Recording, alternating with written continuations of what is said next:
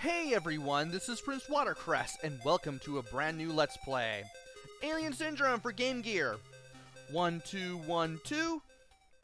And we go into the options screen. We're going to be setting this to hard mode because we want the true ending for this.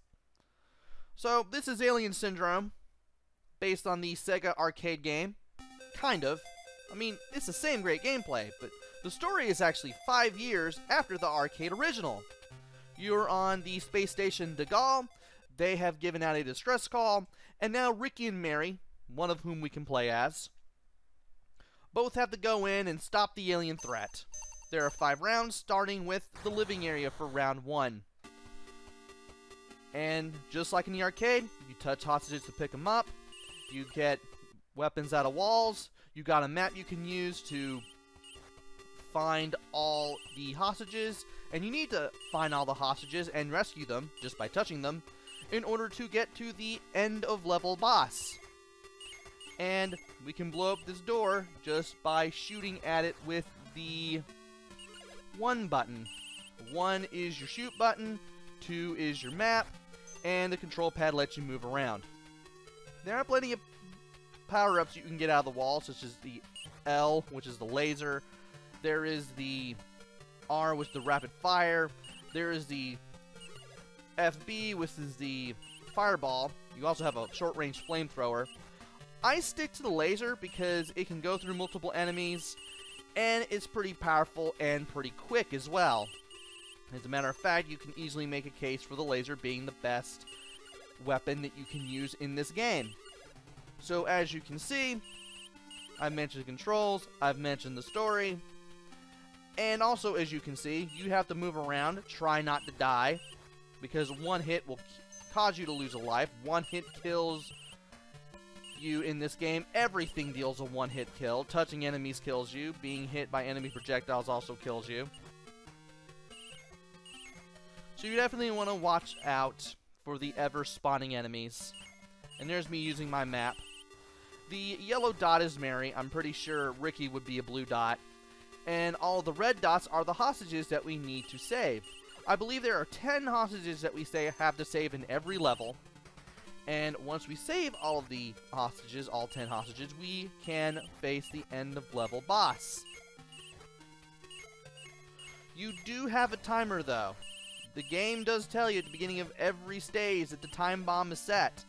And if you don't take care of stuff before the timer reaches 0, the whole area is going to explode and you're going to be taken with it. And you're going to lose a life. So, use your map. Fight off enemies if you absolutely have to. Be sure to get the laser whenever you can.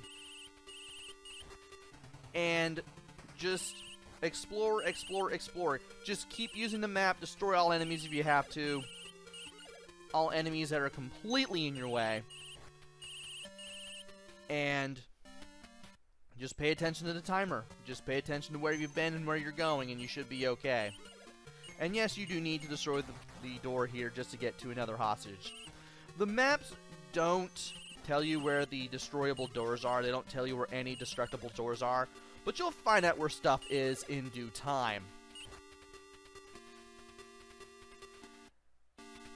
And as you can see, the yellow dot is me. The 2 red dots that are flashing are the hostages. You have the amount of time you have left, you have the amount of lives you have left, you have the current score, the current amount of points you've gotten, and you can access all that just by pressing 2. Thankfully, the timer does not count down while you're on the map, only when you're actually playing the game.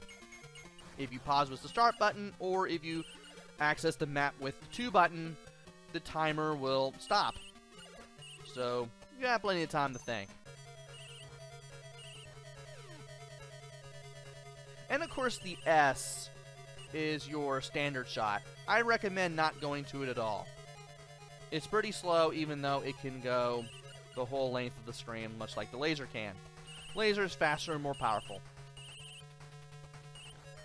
I lost a life, but it is possible to get a life back or get an extra life in case you have enough points. I'll be sure to tell you how many points are necessary when you or rather when I make it to the next video and do the commentary for it. All commentary will be post-commentary because I want to concentrate when I'm playing this game. That only came out in Japan and Europe. This version of Alien Syndrome did not come out in America, sadly. And here's the first boss. When this thing opens up to fire its fireballs, you want to shoot at the opening. Also, you want to avoid the little gray cannonballs, and you want to avoid the pink head and arm that serves as a boomerang of sorts. It just circles around after every few fireballs that this boss shoots out. So, oh, and you also want to fire at the head and arm when it does this boomerang thing too. You can eventually take it down. And just like the stages, you have a limited amount of time to take out the boss, or else you will lose a life. Again, getting hit or running out of time will cause you to lose a life, and everything is a one-hit kill in this game. And thankfully, this thing moves pretty slow, this boss. So I can get in a few shots while the opening in the little body cavity opens to shoot that fireball, which of course will always arc towards you, so you want to make sure that you stay on the move when that thing is about to fire a projectile. And after enough hits, you do have to deal with the second phase. Thankfully, the second phase is easy to deal with and you know what to do.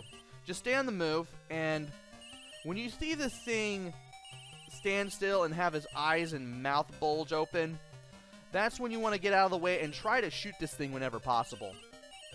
If you just stay there like a bum on the log, you are going to get hit because this thing will try to attack you with its little alien-like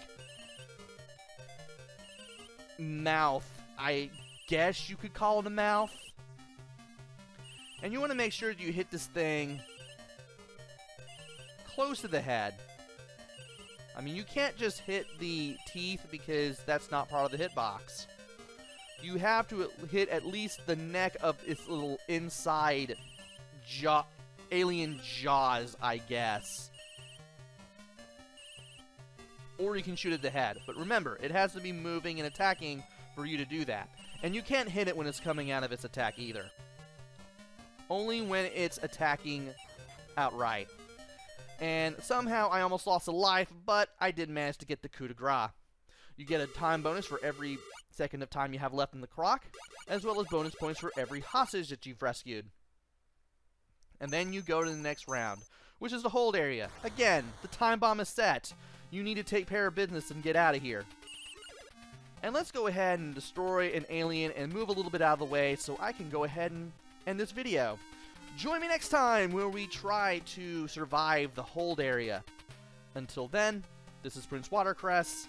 Take care, stay safe, and thanks for watching!